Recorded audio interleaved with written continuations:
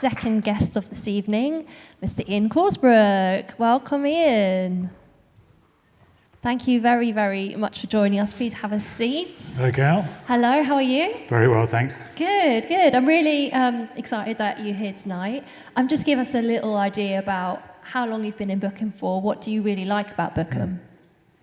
Well, we've been, my family and I have been here in Bookham about 15 years.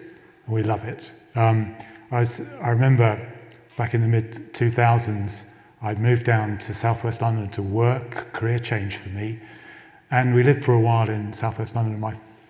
We didn't really like the busyness of southwest London, and I've always cycled to work. So I said to my wife, we'll just go and find somewhere up to about 6 miles away from Teddington, where I worked, and find somewhere where we can live. And she came back with Bookham, 13 miles away. Get really fit, didn't you? I did. So that went to 26 miles a day on the bike, but the great thing was that Catherine loved the high street, and particularly Brackenbury's. She came back and said, this lovely high street, she could imagine living here.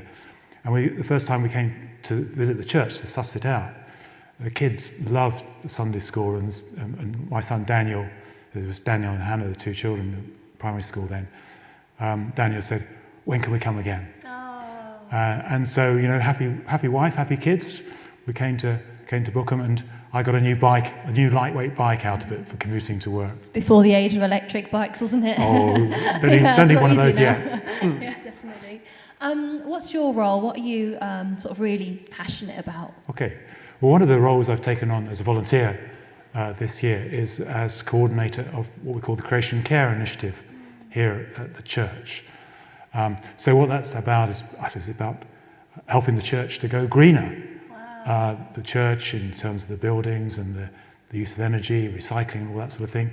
But wider than that, how do we as a congregation in our individual households go greener, go more eco? And I'm really passionate about this. I said I made this career change in the mid-2000s. I came down to work for Tear Fund, a Christian development and relief organisation. It's quite international development, Tear Fund, isn't it? That's right, working with the poorest people in the world. And initially that was for me about just understanding God's compassion for the most vulnerable people in the world. But as I worked for Tear Fund, I realised that all the great things that were being done to help people to lift themselves out of poverty was being undone by climate change. Oh gosh, yeah. Increasing floods, famines, rising sea levels and so on could undermine all of that. And so my interest initially in the climate was from a social justice point of view, trying to do right by vulnerable people in the world. But recently with lockdown, I spent much more time outdoors, like lots of people, and I've come to appreciate the environment, God, the nature, God's creation in and of itself, and been thinking about how God created this beautiful world for us.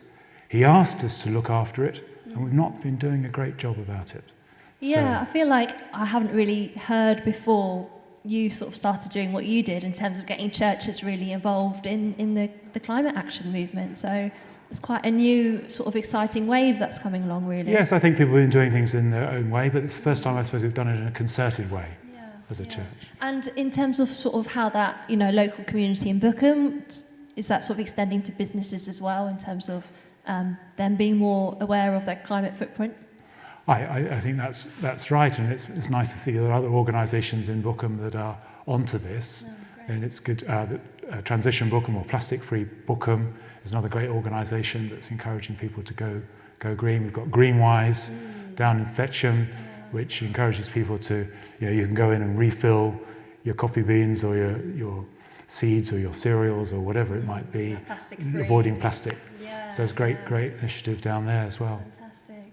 Paul, I know your family have sort of gotten a bit involved in sort of the practical things that you can do to reduce your carbon footprint. What are some of the things that your family's done? Well, we actually did the Creation Care survey the other day. You'll be glad to know, Ian. I know you've been asking us about that. And I think my wife actually started the whole kind of recycling here at the church, really getting them very organised about that. And she just using products at home, really, to be honest, that you go and refill, like the Greenwise, which I think is a great idea. Yeah. Oh, amazing. Amazing. So that's a really practical outcome of what Yeah. you've been up to. No, Jules is a great Fantastic. enthusiast for all of this. Yeah, It's great it's to have her on the wonderful. team here at the church. How have you seen God move in what you're doing and conversations you've had Well, with people? there have been lots of really great conversations started by this. People are thinking about solar power, electric vehicles, what to do when the boiler breaks down, how can we be more green, all those kind of things. But the story that really inspires me is the story of Charlotte and Daniel Pyatt. So 2 primary school children, part of a family that is part of our church community here. And Charlotte in particular has a huge concern for the future of our planet. And she's leading the way in the things that she's doing. Just recently she held a cake sale in her front garden, selling cakes to raise money to buy trees to plant in Bookham. And I think they're planting 2 rowan trees in Bookham as a result of that. She and her family, Paul mentioned the Creation Care Survey. We're encouraging households in our community to do the Creation Care Survey, which looks at different aspects of our environmental footprint, our food, our energy, our travel, our possessions, our garden, and that sort of thing. Great, so done that survey, and they got a silver award, which is fantastic, and want to do more. And then, during COP26, they went up and joined the climate march. Oh, That was a whole family. Wow. And really important, the things that we can do as a church, it's things we can do as families, but also we just need the whole system to change. So going up there, speaking out, expressing their concern for the environment with their banner, walking the streets of London, true inspiration, Daniel and Charlotte.